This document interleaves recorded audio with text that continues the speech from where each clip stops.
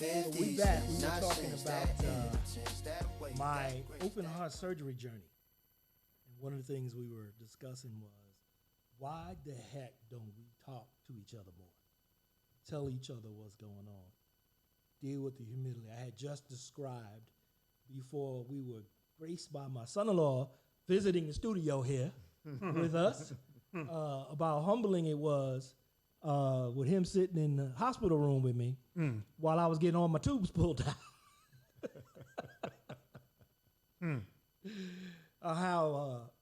But just the fact that you got someone there, because you share and you realize that people are concerned and care about you. So you got to get over that, man. We as black men got to get over that, man. And we talked about pride and why we let our pride get in the way. I don't know how else to get it across to folks. I don't know. I think it's just it's that's the nature of men. I think. Is it the nature of men? I think it is. Or is it the nature of us in particular? Because other folk are going to the hospital. Other folk got concierge doctors, right? They're listening to themselves or their wives or whomever, and they're getting checked out. Is it us? Is it a financial thing? Is it a cultural thing? We just don't. I was telling you a story earlier, right? A friend of mine was checking on me, and he said, "How's the mental part of recovering going?" Mm-hmm. Right? And I said, "Little by little, getting better every day. A lot of self-reflection."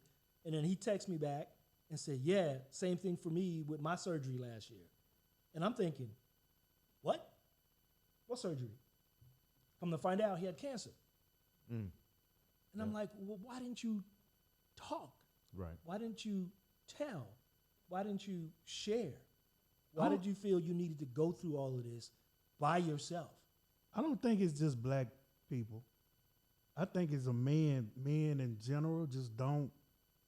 We're not wired like that. We're usually taught and groomed to handle things. Don't show any weakness. Mm-hmm. If you are vulnerable, that's somebody's gonna take advantage of you. Right. That's what is, especially for now. I will say, I ain't even say black people who grow up in, what do they call it now? Is it underserved communities, underprivileged, whatever they're calling Was it. that the new term for ghetto? I guess. Underserved. But if you grew up in communities like that, I think it's even more drilled into you. You can't be weak. You can't hurt. You got to be strong out here because people will pounce on you if there's any sign of weak. And I just think that's how men are taught. So you don't think that there's significant differences across racial lines where that's concerned? Not as far as men communicating, no. Now, men seeking health care, yes. Okay. And I think that's two different things. Because talking, there's men who don't talk, but they go to the doctor. Like the guy, we're talking about people who have gotten treatment, they just didn't tell nobody. Right. So they're going to get the help, but they're just not in a place where they want people to know. Right. Because they don't want to be viewed differently. Right. As being weak. Yeah. Or like we keep throwing that word around, but vulnerable. Right. Now, I will say, and Mike alluded to it earlier, there is a cultural aspect of it, at least for black men, given, like you said, our history with the medical establishment, specifically the bad blood Tuskegee syphilis experiment. And that's not the only, something that has happened in our community as it relates to medical treatment or lack thereof. And then you think about, you talk about the birth mortality rates and the healthcare for black women. Mm-hmm. There are documented discrepancies. So these aren't things that we are perceiving or just making up. Right. These are things that have actually happened. And so I think there is a history of distrust for sure.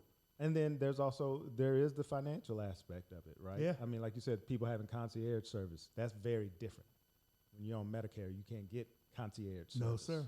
I mean, unless you get whatever the highest Medicare package is or whatever. But even that, I don't even think you can use that. So, because I think those are like cash. So there are obviously some limitations there, and particularly, again, you go back in our history, You working an hourly job.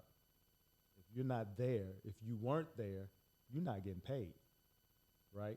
And I'm talking back years ago. And so that, I think a lot of that did kind of get into our psyche in terms of, I just got to go. I got to go work. Yeah. I got to feed people. I got to pay for this stuff. I can't afford to be sick. I know you've heard people say that. I can't afford to be sick. Yeah. So this level of trust. And then real quick, the last piece of that is the cost of care, right? Yeah. I mean, Yeah. you know, not only can I afford because I got to pay for all the dependents. Yeah. I just can't pay the doctor. And that's a whole nother show. So, Just But being even- able to afford health care. And I always say this: everything you can go back to slavery. The problems go back to slavery. All roads lead back to slavery. They do. Slaves wouldn't get no health care. Slaves couldn't. No. Slaves couldn't You call didn't have in dental? sick. Slaves couldn't. They couldn't tell the master, my head hurt. Master, my knee hurt. Master, my back hurt. They couldn't do that. So they learned how to not do that and then internalize it and just keep going.